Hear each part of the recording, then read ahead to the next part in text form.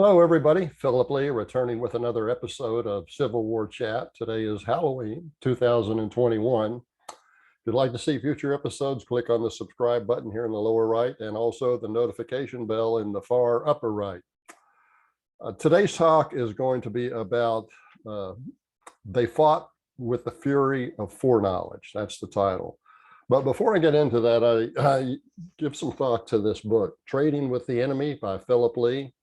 It discusses the intersectional trade during the Civil War. And it may interest you to know that about twice as much cotton went to the north, was sold in a gray market or a black market to the north.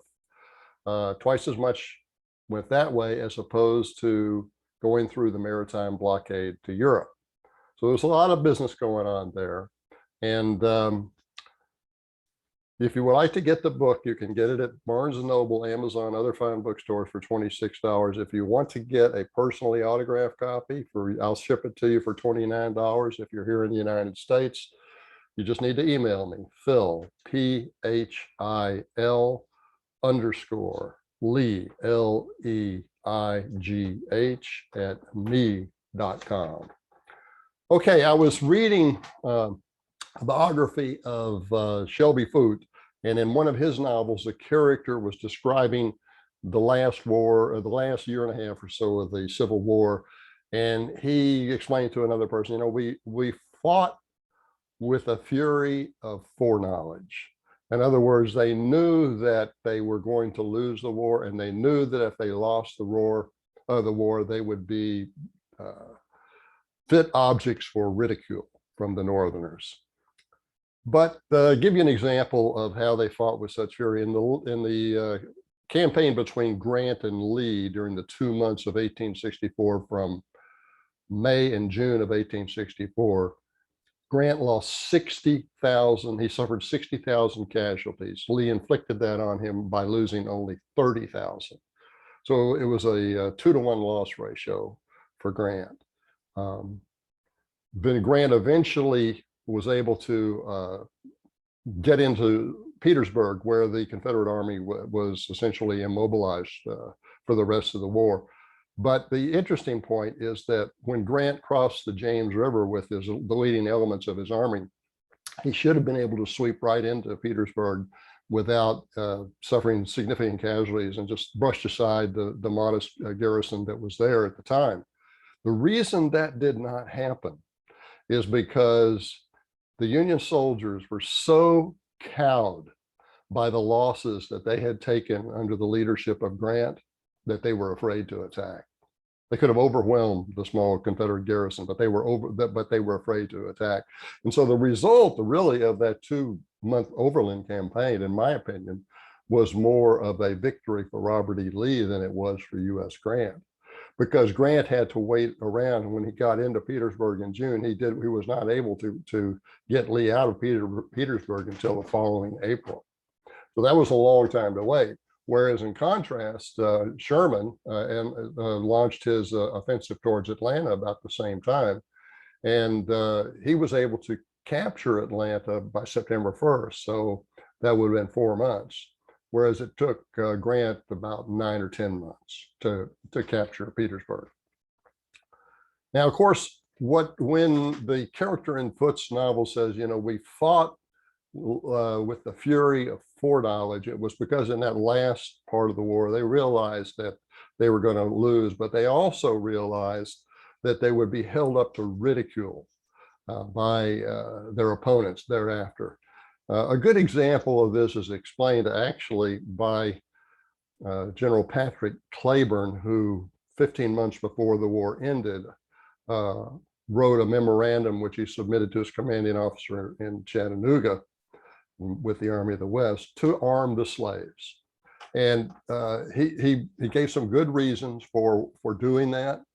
And but in that memorandum, he makes this point. He says, you know, if conditions remain as they are, we are going to lose this war. We will be subjugated.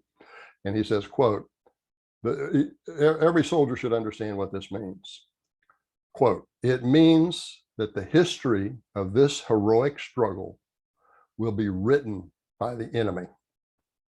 that our youth will be trained by Northern school teachers, will learn from Northern school books their version of the war, will be impressed by all the influences of history and education to regard our gallant dead as traitors, our maimed veterans as fit objects for derision.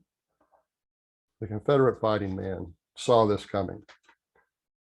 And now we see it, especially in the last 6 years with the destruction of the Confederate statues and the abandonment of the American public in support of those icons.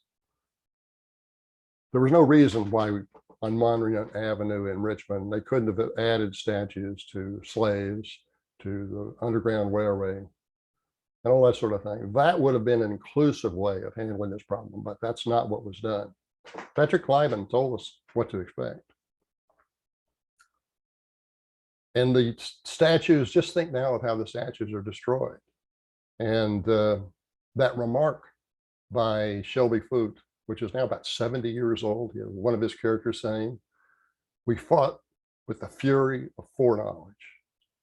And that's something to take pride in, because even though they might have known they were going to lose, they fought with that fury of foreknowledge because they didn't want our opponents to consider our maimed veterans as fit objects for derision. Not only does it continue with the destruction of Confederate statues, with the rewriting of the textbooks to demonize everything about white Southerners. Maybe I'm getting exaggerated there, but it's basically what's happening.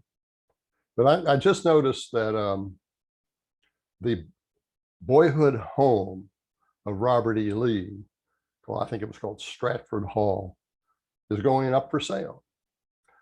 And it's going to be $6 million price. It's a good piece of property, no doubt. They're in Virginia. And the realtor that has the listing is not even described in the history of the property. He does not even mention the name Robert E. Lee. Disgusting. Disgusting beyond anything that I can say. At least that's the way it looks to me, and I trust it looks that way for many of you. But take hope. There does appear to be some change, particularly, well, I cited some earlier in an episode a few days back, but I'll cite another example I just learned about or just been watching. Bill Maher, who has, he's a left-wing comedian. He used to have it politically incorrect with Bill Maher. I don't know what the name of the thing is now, but he still tends to say politically incorrect things. And during the last month or so, he's been coming out pretty hard against identity politics and the so-called woke culture and the cancel culture. And I think maybe one reason, I heard him mention this in one interview, during the pandemic, during the last 18 months or so, he still continued to do his roadshow. But he lives in California. States like California were closed down, so he couldn't do the roadshow there. So he ended up going to a bunch of red states. Oklahoma, I don't know, places like that. He did mention Oklahoma. And what he discovered is not only were they not shut down, but they didn't have cloven feet and horns growing out of their head. And they were Republican. I think he's in some ways getting frustrated with his own party beyond, and he's finally willing to speak out. I give him, the only credit I can give him for it is, as late as he is that he is a committed leftist Democrat. He should have done this long, long ago. If he had, our Confederate statues may still be here. And if the American public had stood up to this, our American statues could still be here. But we are beginning to see some straws blowing in the wind, Bill Maher being one, and some of the things I mentioned last week as well. I don't want to make this particular interview or this particular show go any longer than necessary. But anyway, that's what I had to say today. Those Confederate soldiers in the last year and a half of the war fought with the fury of foreknowledge, realizing that their opponents across the Potomac River would be eventually tearing down their statues, and considering the Confederate soldier a fit object for derision. Well, it's happened. Let's hope that some of you will live long enough to see it reversed. Okay, that's our show for today, and thanks for watching.